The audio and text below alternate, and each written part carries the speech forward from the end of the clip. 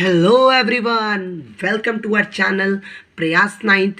Today we are starting a lecture number 2 of French Revolution.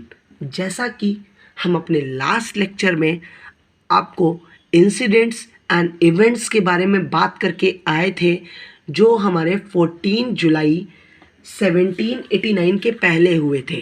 आज हम बात करेंगे कि 1791 में फ्रांस का कॉन्स्टिट्यूशन कैसे बना, मोनार्ची से कॉन्स्टिट्यूशनल मोनार्ची कैसे आई और कॉन्स्टिट्यूशनल मोनार्ची से रिपब्लिक कैसे हुआ।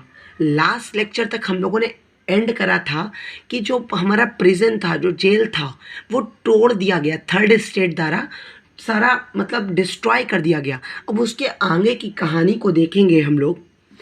तो हम लोग चैप्टर का लेक्चर नंबर 2 पढ़ रहे थे। चैप्टर का नेम है फ्रेंच रेवोल्यूशन। French revolution. अब आगे की बात करते हैं। देखिए, जो हमारा लास्ट में डिस्ट्रॉय कर दिया गया था बास्टिल, इसके बाद देखिए फ्रांस में एक र्यूमर फैल गया, मतलब अफवाह। फ्रांस में एक र्यूमर फैल गया। र्यूमर मतलब होता है अफवाह। ये फैला कि जो सेकेंड स्टेट है, सेकेंड स्टेट मतलब जो बिलोंग करते थे किंग नोबेलिटी से, जो सेकेंड स्टेट है वो डिस्ट्रॉय कर देगी फार्मर की क्रॉप। फार्मर की क्रॉप को डिस्ट्रॉय कर देगी। लेकिन जैसे ही ये जो फार्मर थे वो बिलोंग किससे करते थे, अपना बिलोंग करते थे थर्ड स्टेट। आप सभी को पता है, मैंने लास्ट लेक्चर में बताया था। ये जो बिलोंग करते थे, ये हमारे बिलोंग करते थे थर्ड स्टेट से। तो इन्होंने एंटीसिपेशन कर दिया, मतलब ये लोग करने वाले थे, ऐसा रूमर फैला था तो इन्होंने पहले ही इन पर अटैक कर दिया। एक एंटीसिपेशन वर्ड आपकी एनसीईआरटी में लिखा है, देखिएगा, गौर से पढ़िएगा। एंटीसिपेशन कर दिया। देखिएगा, इन्होंने इनके जो सेकेंड स्टेट के घर थे लूट लिए पूरे तरीके से। और फ्रांस की कंडीशन उसके बाद कैसी हो गई आपको सबको पता होगा। एनसीईआरटी में एक वर्ड लिखा है डेटोरेट, DETERIORATA।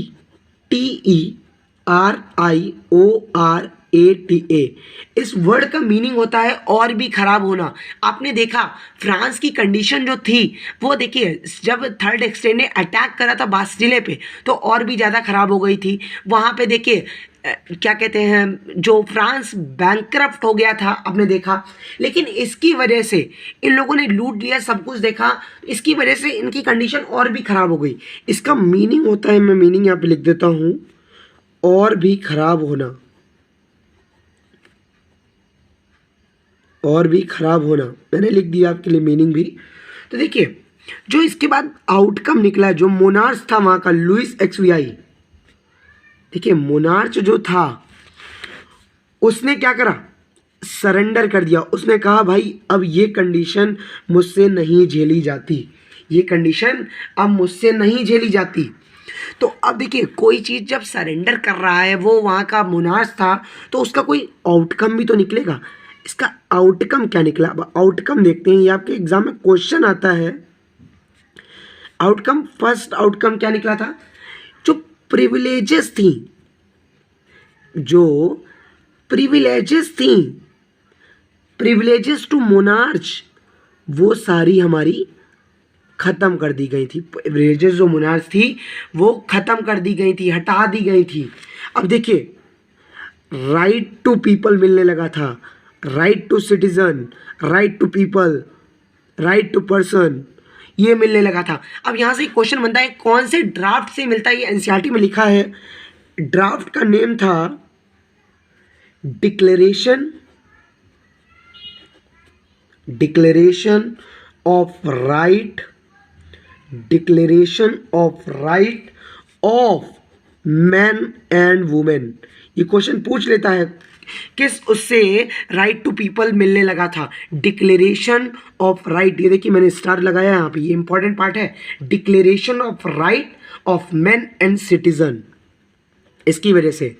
ओके, अब देखिए थर्ड पॉइंट में थोड़ा देखिएगा। मैंने आपको लास्ट लेक्चर में 2 टैक्स बताए थे, एक टैथीस था, एक टैलीस था। उसमें से जो डायरेक्ट टैक्स था हमारा, जो हमारा डायरेक्ट टैक्स था, देखिएगा, डायरेक्ट टैक्स को क्या कर दिया गया, अबॉलिश कर दिया गया, डायरेक्ट टैक्स को एबॉलिश कर दिया। फोर्थ पॉइंट, अब मैंने आपको लास्ट लेक्चर में यह भी बताया था, जो लैंड थी वो मेजॉरिटी में फर्स्ट और सेकंड एस्टेट के पास थी, अब लैंड को रीडिस्ट्रीब्यूट कर दिया गया। क्या कर दिया गया, रीडिस्ट्रीब्यूट, लैंड को रीडिस्ट्रीब्यूट कर दिया गया।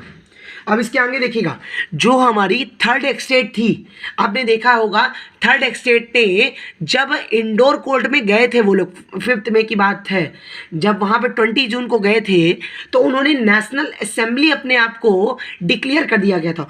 उसी नेशनल असेंबली ने कहा था कि हम फ्रांस का कॉन्स्टिट्यूशनल बनाएंगे, वही कॉन्स्टिट्यूशन बन के आ जाता है। इन राइट्स को देख के कॉन्स्टिट्यूशन बन जाता है 1791 में, कॉन्स्टिट्यूशन फ्रेम हो जाता है। कॉन्स्टिट्यूशन फ्रेम, कहाँ का कॉन्स्टिट्यूशन, फ्रांस का कॉन्स्टिट्यूशन। अब कॉन्स्टिट्यूशन फ्रेम हो गया, उसमें क्या ऐसी चीज़ें थी जिनको ज़्यादा महत्व दिया गया, ज़्यादा प्रायोरिटी दी गई। देखिए मैं 3 चीज़ें आपको बताऊंगा, आपका आंसर कंप्लीट हो जाएगा। सिर्फ 3 चीज़ें बताऊंगा। पहली चीज़ है हमारी पावर लिमिटेड थी। एक उनका एम था to limit the power of monarch, ये पॉइंट याद रखिएगा, to limit the power of monarch, monarch की पावर को लिमिट करना सबसे बड़ा पॉइंट था उनका, सबसे बड़ा पॉइंट था उनका। अब भी देखिए point, second point, separation of executive, legislative and judiciary. Separation हो गया था किसका, एग्जीक्यूटिव का। देखिए मैं शॉर्ट में लिख रहा हूँ ELJ, ई मतलब एग्जीक्यूटिव, L मतलब लेजिस्लेटिव, J मतलब जुडिशरी।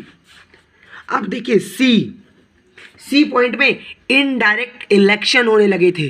कैसे इलेक्शन होने लगे थे, इनडायरेक्ट इलेक्शन होने लगे थे,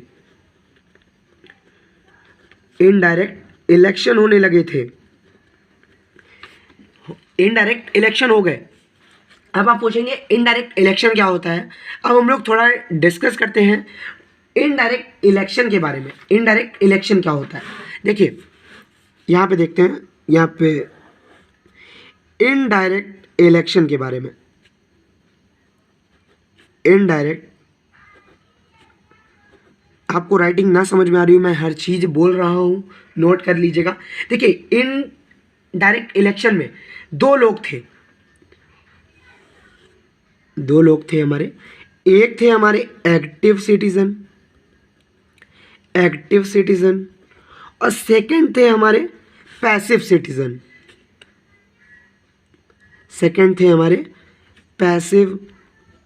सिटीजन। अब देखिएगा जो इलेक्शन हो रहा था उसमें 25 से जो बिलो थे एज में, वो लोग वोट नहीं कर सकते थे और वुमेन को वोट करने का अधिकार नहीं था, राइट नहीं था। अब एक्टिव सिटीजन में वो लोग आते थे जो वोट करते थे, एक्टिव सिटीजन में वो लोग आते थे जो वोट करते थे, ये दोनों तो करते ही नहीं थे। एक यहाँ पे और क्राइटेरिया था कि वो लोग जो 3 दिन के बराबर जो लेबर वेजेस होते हैं उतना टैक्स पे कर सकता है, तो वो होगा एक्टिव सिटीजन में। जो इसके एज के ऊपर वाले हैं उनमें भी एक वो थी कि जो 3 दिन के बराबर का टैक्स पे कर लेगा, लेबर वेजेस जो होती हैं, तो वही एक्टिव सिटीजन, वही वोट कर सकता है। देखिएगा 3 days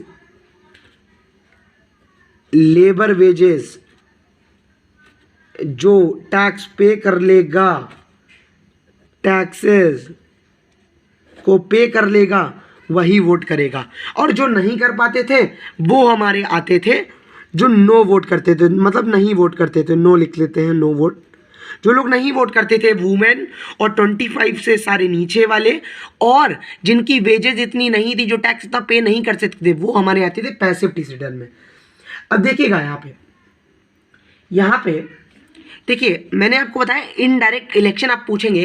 देखिए अपने इंडिया की बात करते हैं तो देखिए हम लोग प्रेसिडेंट को इलेक्ट नहीं करते हैं, हम लोग इलेक्ट्रिकल पॉलिटिक्स को करते हैं। तो ये आप सिविक्स में पढ़ेंगे, तो वो लोग करते हैं प्रेसिडेंट को इलेक्ट। हम लोग जैसे लोकल चीफ मिनिस्टर्स को हम लोग इलेक्ट करते हैं।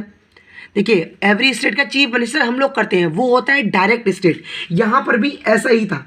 देखिएगा मैंने आपको बताया कि नेशनल असेंबली थी फ्रांस में चलती थी। देखिए जो पीपल थे, जो लोग बाग थे, वो इलेक्ट करते थे इलेक्टर्स को। ये देखिए इनडायरेक्ट इलेक्शन इसीलिए कहा जा रहा है। जो इलेक्टर्स होते थे वो नेशनल असेंबली को, देखिए मैंने शॉर्ट में ए लिख दिया है, वो इलेक्ट करते थे। पहले ये इनको इलेक्ट करते थे, ये इनको इलेक्ट करते थे। अगर ये डायरेक्ट करते इसको तो ये हमारा होता है डायरेक्ट इलेक्शन। अब देखिएगा, अब आगे चलते हैं। अब देखिएगा जो हमारा मोनार्च था, लुईस एक्सवियाई, मोनार्ची लुईस एक्सवियाई, वो छुप के सीक्रेटली अंडर टेबल, ये आपकी एनसीईआरटी में वर्ड यूज हुआ है, मैंने इसलिए यहां पे यूज करा। अंडर टेबल ऑस्ट्रिया आप जान गए होंगे। जो इनकी वाइफ थी मोनार्च की लुईस एक्सवियाई, मैंने आपको फर्स्ट लेक्चर में बताई थी, मारिया नाम था। तो वो ऑस्ट्रिया से थी। और प्रशिया, देखिए प्रशिया में भी मोनार्ची फॉर्म ऑफ गवर्नमेंट थी और ऑस्ट्रिया में भी थी। भाई देखो ये लोग चिंतित हो गए थे कि अगर देखो फ्रांस में ये हुआ है, हमारे कहाँ तक आग पहुँच गई ये अली कि मोनार्च को हटाओ, लिमिट कर दो मोनार्च की पावर्स को, तो इनके लिए भाई नुकसान की बात होगी। तो मोनार्च ने, ऑस्ट्रिया ने, प्रशिया ने, ये तीनों सीक्रेटली टॉकिंग करने लगे कि सोचा भाई कैसे करके ये हटाया जाए, ये जो नेशनल असेंबली बनी थी इसको हटाया जाए। लेकिन गलती से ये बात किसको पता चल गई? लोगों को पता चल गई, पीपल्स को पता चल गई। ठीक है, इन लोगों ने क्या करा फिर? इन लोगों ने वॉर डिक्लेयर कर दिया। किस पर? वॉर डिक्लेयर कर दिया। देखिएगा मैं एक एक पॉइंट पे मार्क करता जा रहा हूँ जो इंपॉर्टेंट है। किस पे वॉर डिक्लेयर करा था? ऑस्ट्रिया पे। मैंने आपको शुरुआत वाले लेक्चर में ही बताया। देखिएगा फ्रांस कैसे ऑस्ट्रिया पे अटैक करेगा। ये जिन्होंने वॉर डिक्लेयर करा था ये स्पेशली थर्ड स्टेट से थे, क्योंकि इन्हीं के नेशनल असेंबली थी, इन्हीं के पास खबर पहुंची थी। यही लोग नहीं चाहते थे कि नेशनल असेंबली हटे, जो इनको राइट्स मिले हैं वो दोबारा खत्म हो जाएंगे और मोनार्च की पावर वापस उसके पास पूरी आ जाएगी ऑस्ट्रिया और प्रशिया पर। अब देखिए कोई भी वॉर होती है तो उसमें देशभक्ति सॉन्ग गाए जाते हैं, जिसको हम लोग पेट्रियोटिक सॉन्ग कहते हैं। अपने इंडिया में भी गाया गया था, ऐसे ही फ्रांस में भी गाया गया था। फ्रांस में अब देखिए यहाँ पे मैं लिखता हूँ पेट्रियोटिक सॉन्ग। अब देखिए कौन सा पेट्रियोटिक सॉन्ग गाया था? पेट्रियोटिक सॉन्ग का नेम है SEILL। देखिए स्पेलिंग देख के लिखिएगा, मर्सिलिस। और ये लिखा किसने था? ये देखिए पहले, ये लिखा था रॉगेट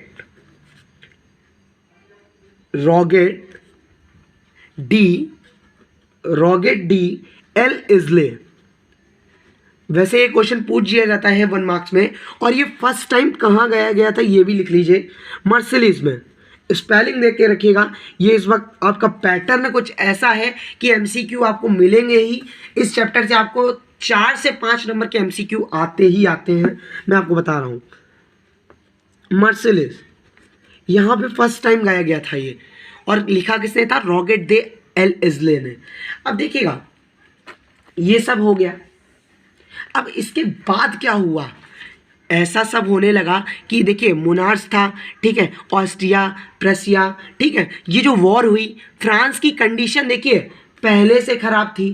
फ्रांस की कंडीशन पहले से ख़राब थी। अब कोई भी वॉर लड़ने के लिए, कोई भी वॉर को लड़ने में क्या क्या इफ़ेक्ट्स आते हैं वो देखिएगा, फिर इसके बाद की आपकी कहानी समझ में आएगी आपको क्या क्या इफ़ेक्ट्स होते हैं। पहला इफ़ेक्ट था हमारा फूड की शॉर्टेज हो जाती है। फूड की शॉर्टेज हो जाती है। गिरावट हो जाती है। अब इससे देखिए, जब किसी चीज़ की शॉर्टेज होगी, उसकी मांग ज़्यादा होगी, तो ऑटोमेटिकली फूड के प्राइस क्या होंगे, हाई होंगे। देखिए, अब जो प्राइस हाई हुए तो फ्रांस की कंडीशन और भी ख़राब होने लगी। अब जो 1791 में हमारा कॉन्स्टिट्यूशन फ्रेम हुआ था, अब देखिए, जो लोग कहने लगे कि ये जो कॉन्स्टिट्यूशन है, देखिएगा, जो हमारा कॉन्स्टिट्यूशन बना था 1791 में, लोग कहने लगे कि ये कॉन्स्टिट्यूशन भाई रिच पीपल के लिए है, रिच पर्सन के लिए है, इसमें पुअर पर्सन की बात ही नहीं हुई इस कॉन्स्टिट्यूशन में। तो इसी पॉइंट को लेते हुए रिच पर्सन के लिए है, पॉलिटिकल क्लब्स बनने लगे। क्या बनने लगे? पॉलिटिकल। आपने अगर बुक खोली होगी तो आपने एक बहुत ही नेम सुना होगा अपनी बुक में, एक मोस्ट फेमस क्लब था, उसका नाम था जैकोबिन क्लब। क्या नेम था? Jacobin club. इसमें कौन कौन से मेंबर्स थे? देखिए, मेंबर्स की बात करें, इनमें मेंबर्स में इसमें आर्टिशंस थे, शू मेकर थे, शॉपकीपर थे, और भी थे, एक्सेट्रा। मैं बोल रहा हूँ, दो मैंने बताया। जैकोबिन क्लब, देखिए, इसको जो लीड कर रहा था, लीड कौन कर रहा था? Maximilian Robespierre. मैक्सिमिलियन, देखिए स्पेलिंग देख लीजिएगा हर चीज़ की, स्पेलिंग देखिए। एसएसटी में ज़्यादा नंबर नहीं कटते हैं स्पेलिंग पे, टेंस पे, लेकिन अगर 5 से ज़्यादा मिस्टेक्स हैं आपकी एक पेज पे, अगर चक्कर देख रहा है, जो चेक कर रहा है, तो वो आपका मार्क्स डिडक्ट करता है। अब देखिएगा, मैक्सिमिलियन जो रॉबेस्पियर थे, उनका कहना था, अब भाई देखो, बहुत हुआ, अब नए कॉन्स्टिट्यूशन बनाना चाहिए हम लोग के लिए। मेक न्यू कॉन्स्टिट्यूशन, नए कॉन्स्टिट्यूशन को बनाना चाहिए। अब देखिएगा, ये जो मैक्सिमिलियन रॉबेस्पियर थे, ये उनका एक पूरा क्लब था, ये लीड कर रहे थे इस क्लब में लोग बहुत होते हैं। देखिएगा, अब इसके चलते चलते आगे की बात करी जाए तो 10 अगस्त की बात है, 1792 की बात है। देखिएगा, एक साल बाद ही, 1791 में कॉन्स्टिट्यूशन बना, एक साल बाद ही ऐसा हुआ था कि ये जो जैकोबिन क्लब के मेंबर थे सारे, palace of Tuileries, TUILERIES, palace of Tuileries में हमला कर दिया। जैसा कि हमारे पहले हम लोग देख चुके हैं कि बास्टिले पे हमला कर दिया था थर्ड एस्टेट वालों ने, वैसा ही यहाँ भी हुआ कि 10 अगस्त 1792 को पैलेस ऑफ तुइलरीज में हमला कर दिया पूरी जैकोबिन क्लब ने। अब इसका आउटकम क्या आया भाई? इसका आउटकम देख लो। इसका आउटकम ये आया कि जो मोनार्स थे हमारे, लुइस XVII, वो उनका काम खत्म। यहाँ से 21 सितंबर की बात बता रहा हूँ, 1792 मोनार्च को अरेस्ट कर लिया गया। जो मोनार्च था वहाँ का अरेस्ट कर लिया गया, इसको अरेस्ट कर लिया गया, ट्रीजन। देखिए, मैं हर चीज़ लिख रहा हूँ आपके लिए। आपको भी अगर नोट्स बनाने हो तो ऐसे ही बनाइएगा, पॉइंट वाइज, आपको पढ़ने में बहुत आसानी रहेगी। अब 21 जनवरी, देखिए 21 जनवरी 1793 को हैंग कर दिया गया। किसको? मोनार्च को। ऐसा ही ऑस्ट्रिया की प्रिंसेस, जिसकी शादी हुई थी मोनार्च के साथ, मारिया एंटोनी, उसका भी यही हाल हुआ, उसको भी हैंग कर दिया गया। अब देखिएगा, अब ये सब चलते चलते, मैंने आपको बताया था फर्स्ट लेक्चर में, मोनार्ची से कॉन्स्टिट्यूशनल मोनार्ची आया, कॉन्स्टिट्यूशनल मोनार्ची से रिपब्लिक हो गया, यहाँ से हमारा रिपब्लिक हो गया। अब रिपब्लिक मोनार्ची हो गया, कौन सा? रिपब्लिक मोनार्ची हो गया। रिपब्लिक मोनार्ची का हेड कौन था? देखिएगा, रिपब्लिक मोनार्ची का हेड था हमारा मैक्सिमिलियन रॉबेस्पियर। अब इसके आगे की बात करते हैं नेक्स्ट पेज में, बात करते हैं इसके आगे की। अब मैक्सिमिलियन रॉबेस्पियर के बारे में देखेंगे। देखिए, इसका जो शस्त्र काल था, मतलब इनका जो पीरियड था, सिर्फ 1 साल का था। आप सोच सकते हैं 1 साल का ही पीरियड है तो इन्होंने क्या क्या, मतलब कैसा हाल रहा होगा वहाँ का। इनका पीरियड जो था 1793 से टू 1794 था। अब देखिएगा, यहाँ से आपको क्वेश्चन बनता है, इसके जो मैक्सिमिलियन रॉबेस्पियर था, इसके पीरियड को कहा जाता है रीजन ऑफ टेरर।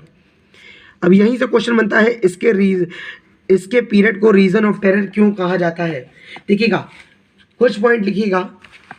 ये जो रॉबेस्पियर था, मोनार्च के, मतलब जो उसके साइड होता था, मोनार्च के साइड, मोनार्च की जो बातें करता था उसको वो अपने, मतलब अब जहाँ पे, मतलब फ्रांस में वो रहने नहीं देता था।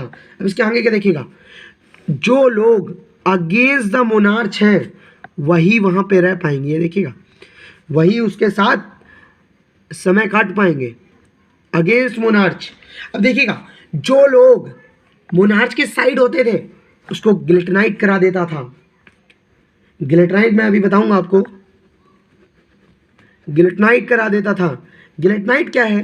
देखिए, गिल्टनाइट एक ऐसा टूल होता है जो यहाँ पे एक ब्लेड होती है और यहाँ पे ऐसा कुछ बना होता है, ऐसा कुछ बना होता है जहाँ पे, यहाँ पे किसी भी इंसान का सर रखा जाता था, ब्लेड गिरा दिया जाता था।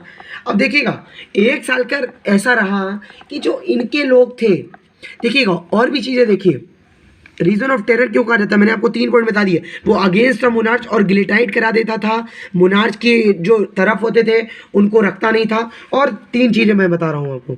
जो फूड प्राइसेस थी, जो फूड प्राइसेस थी भैया ने फिक्स कर दी थी, मैक्सिमिलियन रॉबिस भैया ने फिक्स कर दी थी। अब आप सोचिए, कोई भी बिजनेसमैन इस शहर से दूसरे शहर जा रहा है, उसका ट्रांसपोर्ट में खर्चा लग रहा है, मैक्सिमिलियन ने तो भाई फिक्स कर दिया था, भाई इससे ज़्यादा का तुम नहीं बेच सकते, तो भाई उसका तो नुकसान ही होगा ना। तो वो लोग उग गए थे। और जो वेजेस थी पर्सन की, वेजेस थी जो लोगों की, वो फिक्स कर दी थी भाई, कभी नहीं बढ़ेंगी, उतनी ही रहेंगी। ठीक है, इतने ही पॉइंट्स को देखेंगे हम लोग।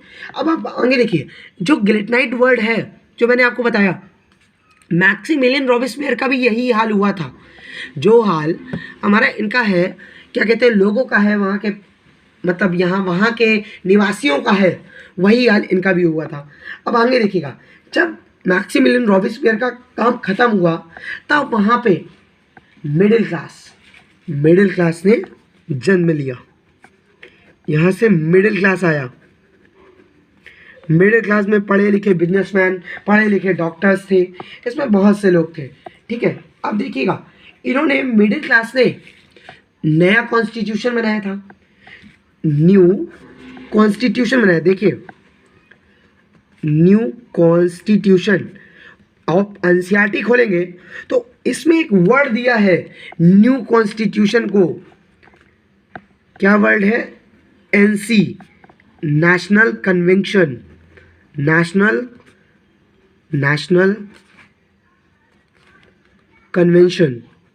कन्वेंशन वर्ड दिया था। अब देखिएगा, जो ये था, इसमें नेशनल न्यू कॉन्स्टिट्यूशन में, इसमें क्या था, इसमें 2 लेजिस्लेटिव बॉडीज थी, 2 लेजिस्लेटिव बॉडीज थी, और क्या था, 5 एग्जीक्यूटिव थे, 5 एग्जीक्यूटिव थे, मैंने शॉर्ट में लिखा है 5 एग्जीक्यूटिव थे। इसको, इन दोनों को इलेक्ट कौन करता था? डायरेक्टरी इलेक्ट करती थी। कौन इलेक्ट करता था? डायरेक्टरी इलेक्ट करती थी। अब देखिएगा, ऐसा इसलिए करा गया था कि concentration of power in one hand ना हो, पावर बटी रहे। जैसे आप क्लास 10th का फर्स्ट चैप्टर पढ़ेंगे सिविक्स का, पावर शेयरिंग, उसमें आप समझेंगे कि वहाँ पे 10th में सिविक्स में आपको 2 केस दिए होंगे, एक हमारा फ्रांस का होगा, एक हमारा केस हो सॉरी एक हमारा केस होगा बेल्जियम का, एक हमारा केस होगा श्रीलंका का। उसमें आप समझेंगे कि पावर शेयरिंग क्यों इंपॉर्टेंट है। वही चीज़ यहाँ पे करी गई थी। यहाँ पर देखिए एक के हाथ में पावर नहीं है, पूरी सब में बांट दी गई है। और ये सब था इतना सारा, इसको एक नेम दे दिया गया था डायरेक्टरी रूल। डायरेक्टरी रूल के नेम से जानते हैं इसको। अब देखिए आज के लेक्चर में हमने इतना कंप्लीट करा। अब नेक्स्ट लेक्चर में हम लोग बात करेंगे abolition of slavery and position of women and rise of Napoleon Bonaparte, the most important person है फ्रांस का, मैं बताऊं तो, क्योंकि उसकी ही स्टडी हम लोग को 10th में करनी है। जितने अच्छे से हम लोग 9th में करेंगे उतने ही अच्छे से हमें 10th में समझ में आएगा। वरना आपको 10th में जाएंगे आपको फिर से चैप्टर ये पढ़ाना पड़ेगा। देखिए बहुत से बच्चों को मैंने देखा है, बहुत से बच्चों के साथ होता भी है। तो इसलिए अभी ढंग से पढ़ लीजिए, अभी समय है, अभी कर लीजिए, तो आपके लिए ईजियर होता जाएगा 10th। बहुत से सिमिलर टॉपिक मिलेंगे। जैसे आपको मैथ की मैं बात करूं, मैथ में आपको मिलेगा पॉलिनोमियल। आप पढ़ रहे हैं पॉलिनोमियल के आपको 2 चैप्टर अलग से निकल के मिलते हैं क्लास 10th में। एक तो पॉलिनोमियल होता है जिसमें थोड़ा हाई क्लास पढ़ते हैं हम लोग। एक हमारा होता है क्वाड्रेटिक, जिसको हम लोग क्लास 11th में भी पढ़ते हैं। देखिए चीज़ें कनेक्टेड हैं। आपने क्लास 7th में इंटीजर्स पढ़ा होगा, 8th में हमारा नोइंग भी नंबर्स पढ़ा होगा, यहाँ पे आपने नंबर सिस्टम पढ़ा होगा, 10th में आप रियल नंबर्स पढ़ोगे। Everything is connected. आप 11th में जाओगे कॉम्प्लेक्स नंबर पढ़ोगे, √-2 की प्रूविंग क्या होता है, आयोटा क्या होता है, ये सब पढ़ोगे। देखिए मेहनत करना अभी से चालू कर दीजिए। देखिए कोई भी रास्ता नहीं है सक्सेस पाने का, एक ही रास्ता है, वो पढ़ाई करके है। और कोई रास्ता नहीं है। जो लोग कहते हैं मैं ये भी कर लूँगा, मैं वो भी कर लूँगा, मैं ये भी कर लूँगा, कोई नहीं भाई। एक रास्ते पे चलेगा तो ही सक्सेस होगा। 10 रास्तों पे चलने वाला कभी नहीं सक्सेस होता। आप 2 नाव में सवार हो सकते हो क्या सेम समय पे? आप ही सोचो। जैसा कि मैंने भी सुना है कि जितनी ज़्यादा सक्सेस आपको चाहिए उतना ही नैरो पाथ आपका होता जाता है। जितना ऊपर जाना है भाई, चमकना है, छोटा मोटा नहीं बनना है।